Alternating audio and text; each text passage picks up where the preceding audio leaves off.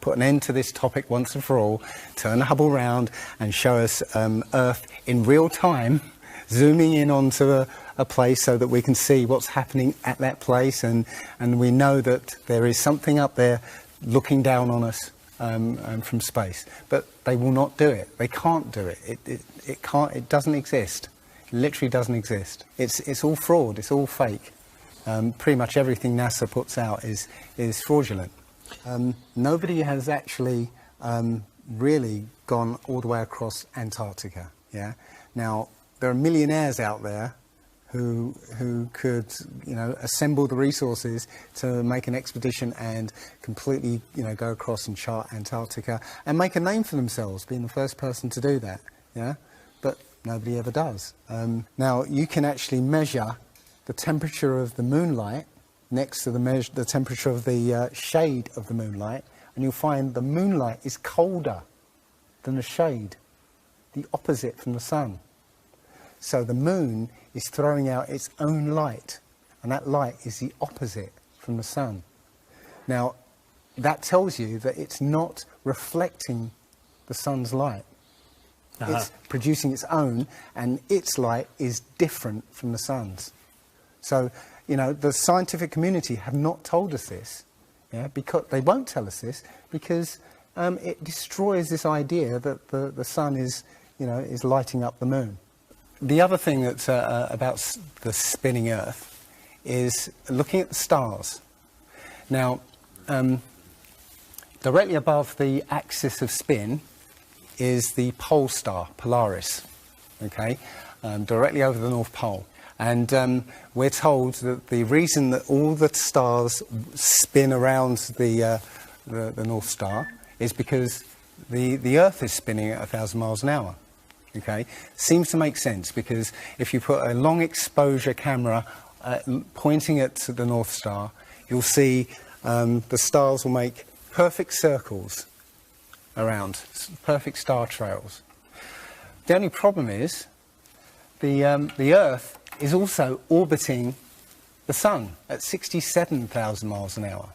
The sun is moving, dragging the Earth and all the planets up that way or that way at 600,000 miles an hour. So why do we see perfect circles? Because that's the slowest speed, that's slowest motion in that mix. And yet the Earth is moving 67 times faster that way and 600 times faster that way. So you should see the stars do all sorts of strange motions, but you don't.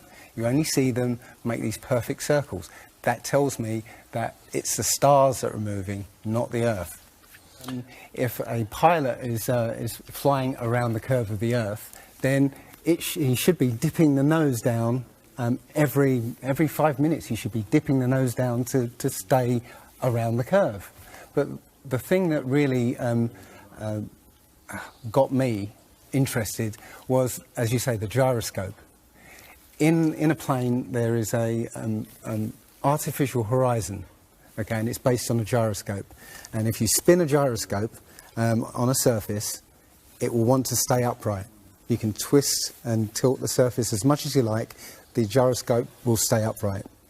So if a plane has a gyroscope and it starts following the curve of the Earth, the gyroscope would stay upright, which means the artificial horizon will start to roll backwards. But it doesn't. That's absolute proof that a plane flies over a flat surface rather than a curved one. Because I asked the pilot on my last flight, do you ever notice the artificial horizon rolling backwards? He said, no, but the artificial horizon has complex electronics in it to make sure it knows where it is on the Earth and it compensates. But I went to the manufacturer of the artificial horizon, and they confirmed to me that it's completely mechanical, nothing electronic in it whatsoever. So it's literally just a gyroscope that can freely move. So that right there is proof to me that planes fly over a plane. The problem is that we're taught as children, this ball Earth lie, And, you know, you might ask as a child, you know, what about the people in Australia? You know, they're standing on the bottom of the globe, won't they fall off? And your teacher says, no, gravity. And you go, oh, okay. And you never go back to that question. But when you go back to it as an adult and start looking at it with a critical eye, right, the whole thing falls apart. As you say, the globe is spinning at 1,000 miles an hour. Neil deGrasse Tyson, who's a leading astronomer in America, tells us that the Earth is not a perfect circle. It is actually an oblate spheroid. It's squashed and wider at the equator. Yeah. So. Значи по-стеснет е на половите, а по-широк е на екваторот. Exactly. So my question to him would be, why is there land at the equator? Because water will move more readily than rock. So if the Earth is spinning, the water will be collected at the equator. I mean, if you spin a wet tennis ball, okay, you spin a wet tennis ball, the water shoots off at the equator, essentially. So all the water will be gathered around the equator. So why is there land at the equator? Doesn't make any sense. It seems like Admiral Byrd found the edge of the dome, okay, while he was out there. And as soon as he left there, they started firing missiles straight up, I believe, to try and test how far that dome went. If you watch the trajectory of the space shuttle, it doesn't go straight up. It always goes in a curve and out to sea. Yeah, and if you see it... Why is that? Well, because is it normal to go straight up? As fast as he can to go out of the atmosphere? I've been talking to a few people in sort of the scientific community, and they'll say, no, straight up isn't the right way to go. You have to sort of go sort of around the curve and get speed to get into orbit. But still, the point is that they actually go horizontal. The space shuttle goes horizontal. It never goes any further up. It goes horizontal, very, very low down in the atmosphere, because it drops its external tank while it's still in the atmosphere. So, you know, it's still in the atmosphere while it's horizontal, so it never gets any higher. And it goes out of sight, not because it goes too high, because it goes too far downrange. And it seems that nobody's ever on the space shuttle. And the proof of that is the Challenger disaster. In, I believe it's 1986, the Challenger exploded just after takeoff and killed 7 astronauts. But it turns out that 6 of the astronauts are still alive. And most of them are using their original names. And you can find pictures of them. They're using the same names, and they're doing ordinary jobs now. Teachers, lecturers, lawyers, whatever. But they're still alive. And you can see whenever the space shuttle lands, you can hear it. It's a loud jet engine. You watch any video of the space shuttle landing, you can tell it's a jet engine. It's a jet-powered aircraft. That's it. It's not a glider. In my video, I show you a glider, how that seems, and then I show you the space shuttle. And yeah, it's not a glider. It's an aircraft. And that's what they're fooling us. Taking billions of dollars in and giving us images and fake planes for that 10 billion, you know, however many billions of dollars it is. That isn't the first thing that's been hidden over the years. I mean, we're all driving petrol cars because 100 years ago, the Rockefeller family basically cornered the market on oil, and the car industry was going electric. So, you know, all cars would have been electric from the get-go, but they basically forced everybody to use petrol cars, and have hidden this secret. And literally, you know, we could be running around in electric cars that have unlimited mileage by now, but we're still using these 100-year-old machines, dirty machines, because of a secret that's been kept. It's easy. If everybody's been trained into believing that this is real, right, and there's space, and it's within our interests to explore space and you know, go to the moon, go to Mars, yeah, people will pay for it, and they're making billions. And yeah, there's more to it, because I believe there's a big deception coming, and it's to do with aliens, because now since Roswell, 1947, that was the first time anybody had ever understood the idea of aliens. But since then, we've been bombarded with science fiction and the idea of aliens, and most people believe there are aliens out there. So they've prepared us for an alien invasion or an alien saviour. And I think the flat Earth came along at the right moment to educate people, to make people believe or understand that we've been lied to.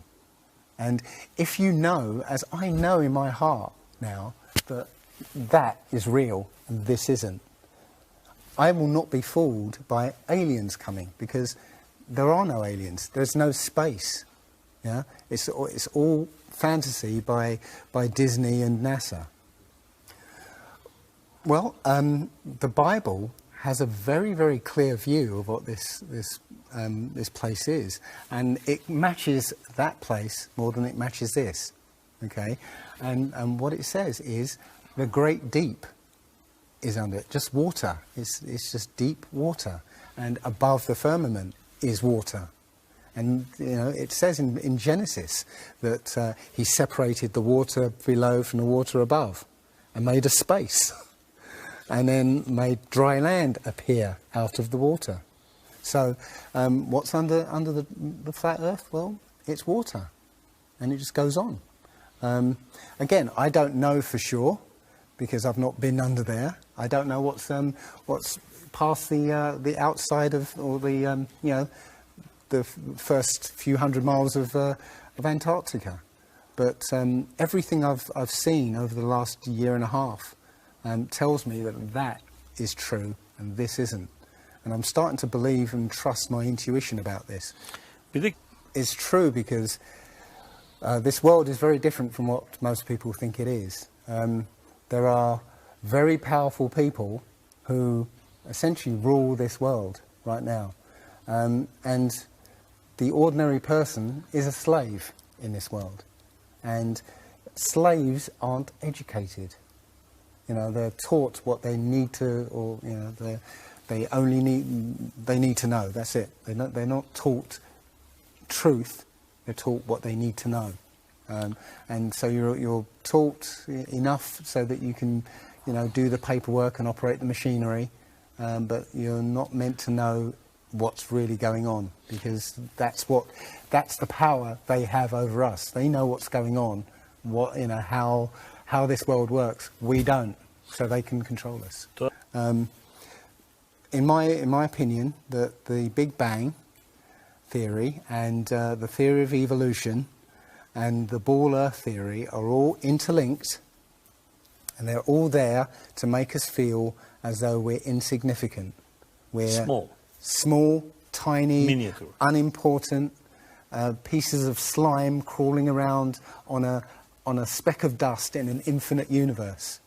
If that's true, and there's no purpose, there's no meaning to anything, then our owners can do whatever they want with us.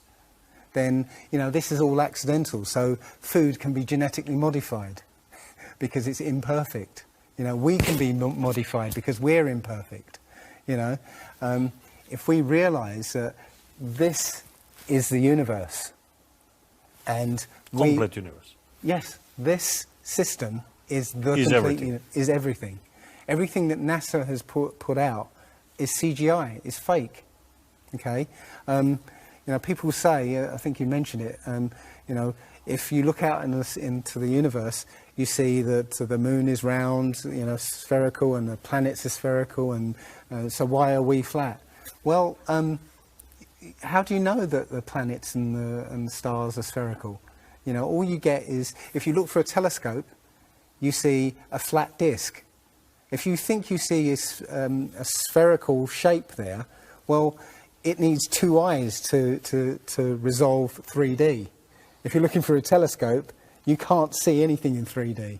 It's going to be flat anyway. So all you see is a flat blob of light.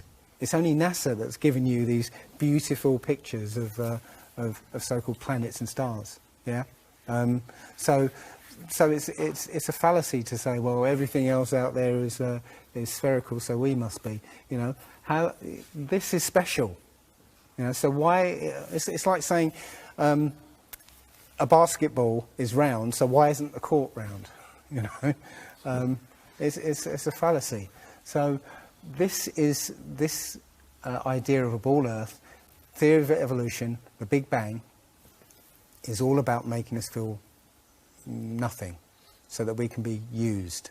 If everybody realised how special we all are, how unique every single life is, then this whole world would change overnight. We wouldn't allow ourselves to be used by this cabal. We wouldn't allow this planet to be destroyed. Because they're destroying it because, oh, it's just an accidental planet, one of millions. We've found other Earths, you know. Eventually, if this one gets too messed up, we'll go to another one. No, this is it. So if we all realise that, then we wouldn't allow all these things that are going on. It's all about control. There are a small group of people who want to control the world, and because there's so many of us out there, you know, they can't control us directly. They can't, you know, this small group of people can't, you know, come round to all of us and control us directly. So they must use our own minds, our own hearts and minds against ourselves. And this is what they've done. They've educated us into this world, into this globe spinning, you know, heliocentric Big Bang evolution world, which makes us nothing.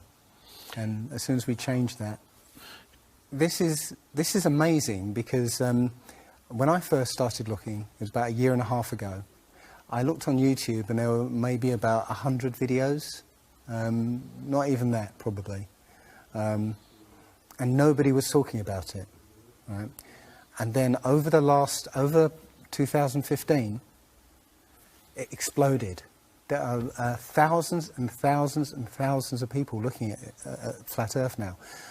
And what happens is that you'll watch something or read something, and something will strike a chord in your mind, and you'll think, yeah, I've always wondered that.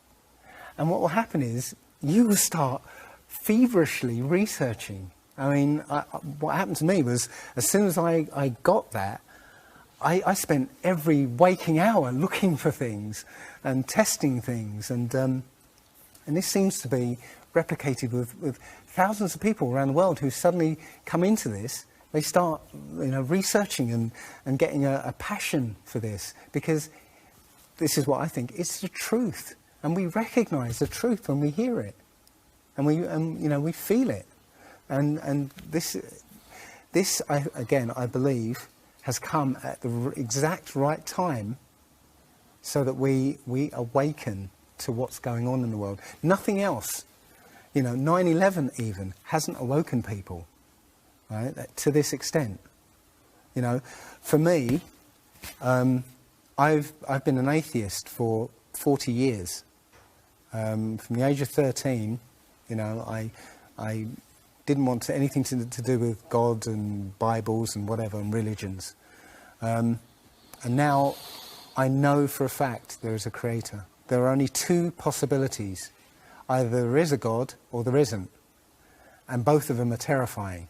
Yeah. If there isn't a God, then nobody's in control. We're hurtling through space, and there's no plan, and there's no nothing, and, you know, that's terrifying. If there is a God, then we'd better find out who he is and what he wants, and do exactly what he says. And it turns out that he gave us very specific instructions on how to live. And they're not rules as in, you know, laws that you know, that you must follow because you know, or put you in prison if you don't. No, these are rules to live by, to make a harmonious world. You know, don't harm anyone, don't kill anybody, don't steal from people. You know, don't covet people's items. You know, don't lie. Don't lie. I mean, these things are written in our hearts anyway. Yeah, but we're in a society that that legalizes all of the Ten Commandments. You know, policemen and soldiers can kill. They're allowed to kill. Yeah, you know. Politicians can lie. They can lie. They're lying all the time. They're lying all the time. Police have been told that they are allowed to lie to try and get to catch somebody. Yeah, they're allowed to lie. Everything in the Ten Commandments is legalized in this society. That tells you who runs this society. Yeah. So yeah, this is a profound movement. I don't like using the word movement, but it's a profound shift in consciousness for people because, unlike any other topic that's come out in the last few years, this one has made people realise that they've been lied to.